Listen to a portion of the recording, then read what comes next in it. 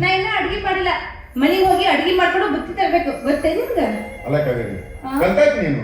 ನಮ್ಮ ಮನೆತನಕ್ಕೆ ಹೊಂದ್ಕೊತಾಳು ಇಲ್ಲೋ ಅನ್ನೋ ಚಿಂತೆ ಕಾಡ್ತಿತ್ತ ನನಗೆ. ಈಗ ನೀವು ಹೊಂದ್ಕೊಂಡು ಹೋಗೋದನ್ನ ನೋಡಿದ್ರೆ ನನಗೆ ಬಹಳ ಖುಷಿ ಆಗುತ್ತೆ. ಹುಟ್ಟಿದ ಮನೆ ಬಿಟ್ಟು ಕೊಟ್ಟು ಮನೆಗೆ ಹೋಗಿ ಹೆಣ್ಣಿಗೆ ತವ್ರ ಮನೆ ಅಸ್ಥಿರ, ಗಂಡನ ಮನೆನ ಸ್ಥಿರ. ಹಂಗಿದ್ದಾಗ ನನ್ನ ಮನೆ ಕೆಲಸ ನಾ ಮಾಡ್ಲಾರ್ದ ಮತ್ತೆ ಯಾವಾಗ ಬಂದು ಮಾಡೋದು ನಿಮ್ಗ? ನಿನ್ನ ಮೈದ ನಂತರ ನಿನ್ನ ಮ್ಯಾಗ ಬಿದ್ದು ಸಾಯ್ತಾನ, ಹಡದ ತಾಯಿ ಅಂತಾನೆ ತಿಳ್ಕೊಂಡಾರ. ಬಟ್ ಏನಪ್ಪ, ನಮ್ಮ ಮನೆಯವರೆಲ್ಲ ಮನೆಗೆ ದೇವತೆ ನೋಡಿ ನೀನು. ಚಲೋ ಆಯ್ತಾ ಹೊಗಳಾಕ? ನಾನು ಹೊಗಳಾಕತ್ರ ಬೇರೆ ಕೆಲಸ ನೆನಪಾಗೋದಿಲ್ಲ ನಮ್ಗ. ಹೆಗಡಿ ಕೆಲಸ ಒಟ್ಟೆ ಹೊಲ್ದಾಗ ಹೋಗಿ ಕೆಲಸ ಮಾಡ್ರಿ, ನಮ್ಮ ಮನೆಗೆ ಹೋಗಿ ಬುತ್ತಿ ಮಾಡ್ತಾರೆ. ಅಲ್ಲ ಕಬೀರಿ, ಈ ಹೊಲ, ಈ ಕೆಲಸ ಈಗೇನು ಐತಿ, ಮುಂದೆ ನಮಗೆ ಈ ಹೊಲ ಉಳಿತೈತೋ ಇಲ್ಲೋ ಅಂತ ನನಗೆ ಹೆದರಿಕಾಗತ್ತೈತೆ.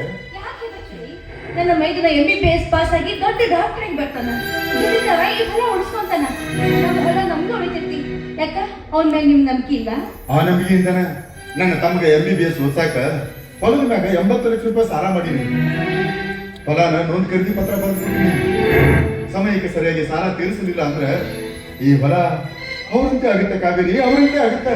ನನ್ನ ಮೈದ್ನ ಬಂಗಾರ, ಅವ ದುಡ್ದು ಹೊಲ ಉಳಿಸ್ಕೊತಾನ ನಂಬಿಕೆ ನಂಗೈತಿ. ನೀವೇನು ಚಿಂತೆ ಮಾಡ್ಬೇಡ್ರಿ. ಅವಧಿ ಮುಗಿಯೋದ್ರಾಗ ನನ್ನ ತಮ್ಗ 80 ಲಕ್ಷ ರೂಪಾಯಿ ದುಡಿಯಕ್ ಆಗ್ಲಿಕ್ಕಿಲ್ಲ ಅಂತ ನನ್ನ ಮನಸ್ಸು ಹೇಳಾಕತ್ತೈತಿ.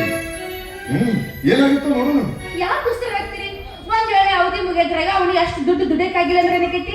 ಹೆಚ್ಚಪ್ಪ ಅಂದ್ರೆ 10 ಎಕರೆ ಹೊಲ ಹೋಗ್ತೈತಿ, ಹೋಗ್ಲಿ ಬಿಡ್ರಿ. ಮುಂದೆ 20 ಎಕರೆ ದುಡ್ಡು ತಗೋತೀರ ಚಲ ಐತ್ರಿ ಅಂತಾಕ. ಅಷ್ಟೇ ಜನ ನಮ್ಮಂತ ಒಕ್ಕಲ್ಗಾರ ಮನೆಗೆ ಹುಟ್ಟಿದ ನಿಂತಮ್ಮ ಇವತ್ತು MBBS ಮಟ್ಟ ಓದಕ್ ಸಾಧ್ಯ ಆಗಿತ್ತೇನ್ರಿ? ಹೌದಲ್ಲ ಮರಳ, ಇದು ನನಗೆ ಗೊತ್ತಾಗಿದ್ದಿಲ್ಲ ನೋಡು. ನಾವು ಬಗ್ಗೆ ಶಾಣೆ ಕಡೆ ನಾನು ಚಲೋ ನಂಬಾಳ. ಗಂಡರೇ ಶಾಣೆ ಇರ್ಬೇಕು, ಇಲ್ಲ ಹೆಂಡರೇ ಶಾಣೆ. ಒಪ್ಕೋತೀರಲ್ಲ ನೀವು ದಡ್ಡ ಅಂತೇಳಿ. ಒಪ್ಕೊಳಕಬೇಕಿದ್ರೆ ಬಿಸಿ ರೊಟ್ಟಿನ ಬಂದಕ್ಕವು ಹೋಗಿ ಬಿಡ್ಬೇಡ. ನೀನು ಮನೆಗೆ ಹೋಗು, ಅವಳ ಕೆಲಸ ಮುಗಿಸಿ ಸಂಜೆ ಮನೆಗೆ ಬರ್ತೀನಿ. ಬಿಸಿಲಾಗ ಎಲ್ಲಿ ಕಟ್ಟಿ ಮಾಡಲ್ಲ, ನಾನು ಮನೆಗೆ ಬರ್ತೀನಿ. ಬಿಸಿಲು ಆಗ್ತಾವಲ್ಲ. ಇನ್ನು ನಾ ಕೊಡ್ತೀನಿ ಕಂಟಿ ನೋಡ್ತೀನಿ ಹೆಂಗ್ ಹಾಕಿದೆ. ಓಕೆ, ನಾನು ನೀವು ಲಘುನ ಬರ್ಬೇಕಾ? ಲಘು ಬಂದಿಲ್ಲ, ದೊಡ್ಡ ಜಗಳ ಮಾಡ್ತೀನಿ.